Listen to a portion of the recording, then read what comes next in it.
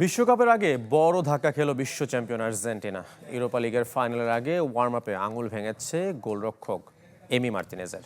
যদিও খেলেছেন পুরো ম্যাচ। আর ইতোমধ্যে বিশ্বকাপের জন্য ৫৫ সদস্যের তালিকা কমিয়ে ৩৫ জনে নামিয়ে এনেছেন Albiceleste coach Lionel Scaloni. Colour expert dark sap এবং মাইল্ড অন হ্যান্ডস টেকনোলজি সমৃদ্ধ অরিক্স অ্যাডভান্স ডিটারজেন্ট পাউডার আপনার লন্ড্রি এক্সপার্ট। এখনও বিশ্বকাপ স্কোয়াড দেয়নি বিশ্ব চ্যাম্পিয়ন আর্জেন্টিনা। অপেক্ষায় ফুটবল বিশ্ব। এমন সময় দুশ্চিন্তা আলবিসেলেস্তে ভক্তদের জন্য।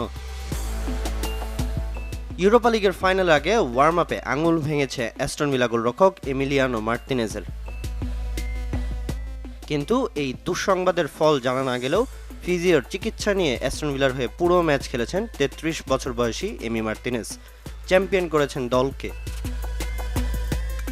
তবে প্রশ্ন থেকেই যায়, বিশ্বকাপে খেলতে পারবেন তো বিশ্বকাপ জয়ী গোলরক্ষক? ম্যাচ শেষে নিজেই জানিয়েছেন অভিজ্ঞতা। ওয়ার্ম আপের সময় আমার আঙ্গুল ভেঙে যায়। এর আগে কখনো এমন অভিজ্ঞতা হয়নি। বল ধরলেই অন্যদিকে সরে যাচ্ছিল।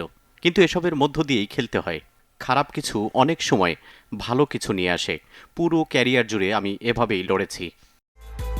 প্রাথমিকভাবে ধারণা করা হচ্ছে এটি হাড়ের চোট। বিস্তারিত জানা যাবে মেডিকেল পরীক্ষার পর। কতদিন মাঠের বাইরে থাকতে হবে নাকি হবে না।